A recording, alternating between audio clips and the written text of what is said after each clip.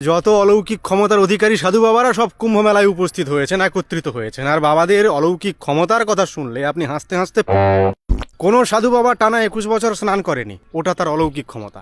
কেউ টানা 5 বছর নখ কাটেনি, এটা তার অলৌকিক ক্ষমতা। কেউ চুল কাটে না 10 বছর, এটা তার অলৌকিক ক্ষমতা। কোনো সাধু বাবা তার এই ডান হাতের ব্যবহার করে না, খাওয়া দাওয়া হেগে ছোঁচানো সব করে বাম হাতে, এটা তার অলৌকিক ক্ষমতা। কেউ আবার মাথার জটায় ধানের চাষ করে ফেলেছে, এটা তার অলৌকিক ক্ষমতা। বন্ধু হাসি থামান, এবার শুনুন, মন দিয়ে শুনুন। কয়েক কোটি এই ধরনের সাধু গুরু মহারাজ এই উপমহাদেশে বেঁচে আছেন শুধুমাত্র অন্যের উপার্জিত অন্ন ধ্বংস করে। তাদের নিজের কোনো উপার্জন নেই, তারা না করে উৎপাদন, না করে উপার্জন, শুধুমাত্র পরের ধনে পোদ্দারি যাকে বলে। আচ্ছা, এদের এই অলৌকিক ক্ষমতা সমাজের কি কল্যাণ করছে বলুন তো?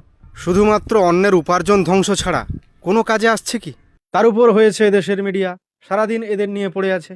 দেশ বেরোজগারিতে ধুঁকছে, জনগণ মূল্যবৃদ্ধিতে নাজেহাল, একের পর এক স্কুল বন্ধ হয়ে যাচ্ছে, হাসপাতালের বেহাল দশা, কলকারখানায় তালা ঝুলছে। এদের কোনো মাথা ব্যথা নেই। তাহলে এদেশের এই পঙ্গু মিডিয়া এবং এই পরান্নভোজী সাধুগুরু দিয়ে সমাজের কোন কল্যাণ হবে?